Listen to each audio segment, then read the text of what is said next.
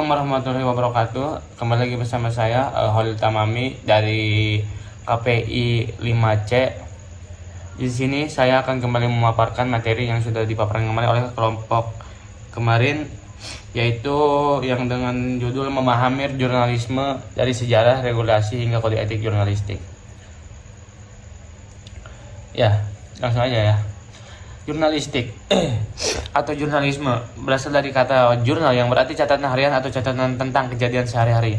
Namun bisa juga berarti surat. Jurnal berasal dari bahasa Latin diurnalis yang berarti sehari-hari atau setiap hal. Secara teknis, jurnalisme adalah kegiatan mempersiapkan, mencari, mengumpulkan, mengolah, dan menyebarkan berita melalui media khalayak seluas-luasnya dan secepat-cepatnya.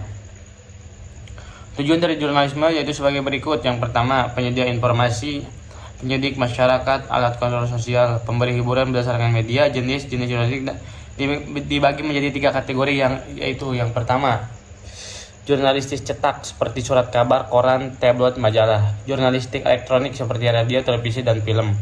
Jurnalistik online seperti media online, daring, media cyber, situs berita, atau portal berita news portal. Selanjutnya, sejarah jurnalistik di dunia dibagi menjadi 5, yaitu yang pertama ada jurnalistik di zaman kuno, ditandai dengan adanya Forum Romanum, Axta Diurna, jurnalistik abad pertengahan. Publikasi pada abad ini lebih berupa sebuah buku atau catatan daripada surat kabar. Jurnalistik abad modern, jika pada abad sebelumnya informasi masih didominasi oleh teks-teks tertulis dan terbatas pada kalangan tertentu, maka pada abad modern informasi menjadi jauh lebih mudah diakses masyarakat lain. Di Indonesia, perkembangan kegiatan jurnalistik dahulu oleh Belanda. Beberapa pejuang kemerdekaan Indonesia pun menggunakan kewartawanan sebagai alat perjuangan. Sejarah jurnalistik di Indonesia dapat dibagi menjadi 6, yaitu yang pertama, masa penjajahan Belanda pada tahun 1615 atas perintah Jan Vertizon, yang kemudian pada tahun 1619 menjadi Gubernur Jenderal VOC. Selanjutnya, masa pendudukan Jepang. Pada zaman pendudukan Jepang, pers merupakan alat Jepang, kabar-kabar dan karangan-karangan yang dimuat hanya pro Jepang semata. Selanjutnya, regulasi yang mengatur pers di Indonesia adalah Undang-Undang Nomor 40 Tahun 1999 tentang pers. Dalam undang-undang ini disebutkan bahwa pers adalah lembaga sosial dan wahana komunikasi massa yang melaksanakan kegiatan jurnalistik meliputi mencari, memperoleh, memiliki, menyimpan, mengolah, dan menyampaikan informasi baik dalam bentuk tulisan, suara, maupun lisan. Di sini ada beberapa bab. Tentang yang pertama, ketentuan umumnya terdiri dari pasal 114.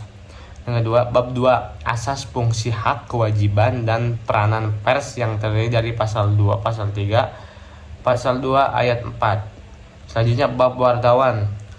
Wartawan yang terdiri di pasal 7 sampai 2 ayat dan pasal 8. Perusahaan yang pers yang terdiri dari pasal 9 2 ayat. Selanjutnya, kode etik jurnalistik. Jurnalis mempunyai kode etik yang harus ditandai dalam menjalankan tugasnya. Kode etik ini bertujuan untuk mengatur seluruh aktivitas jurnalis dan media agar pengelolaan media terlaksana sesuai dengan peraturan pemerintah dan tidak ada seorang pun yang menyalahgunakan media untuk kepentingan pribadi atau kelompok. Untuk mengatur seluruh aktivitas jurnalis dan media agar pengelolaan media terlaksana sesuai dengan peraturan pemerintahan dan tidak ada seorang pun yang menyalahgunakan media untuk kepentingan pribadi atau kelompok. Untuk itu, jurnalistik membutuhkan kode etik dengan fungsi sebagai berikut. Yang pertama, penyedia informasi publik mengenai fakta dan peristiwa penting bagi publik. Selanjutnya, di sini ada pasal-pasal. Yang pertama, pasal 1, wartawan Indonesia bersikap independen, menghasilkan yang akurat, berimbang, dan tidak beriktikat buruk. Pasal 2, wartawan Indonesia menempuh cara-cara yang profesional dalam melaksanakan tugas jurnalistik.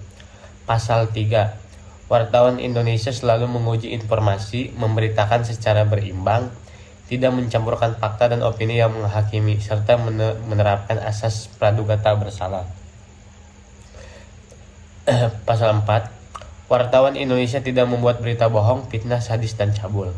Pasal 5, wartawan Indonesia tidak menyebutkan dan menyiarkan identitas korban kejahatan susila dan tidak menyebutkan identitas anak yang menjadi pelaku kejahatan. Pasal 6, wartawan Indonesia tidak menyalahgunakan profesi dan tidak menerima suap. Pasal 7, wartawan Indonesia memiliki hak tolak untuk melindungi narasumber. Mungkin hanya itu yang bisa saya sampaikan, kurang lebihnya mohon maaf. Wassalamualaikum warahmatullahi wabarakatuh.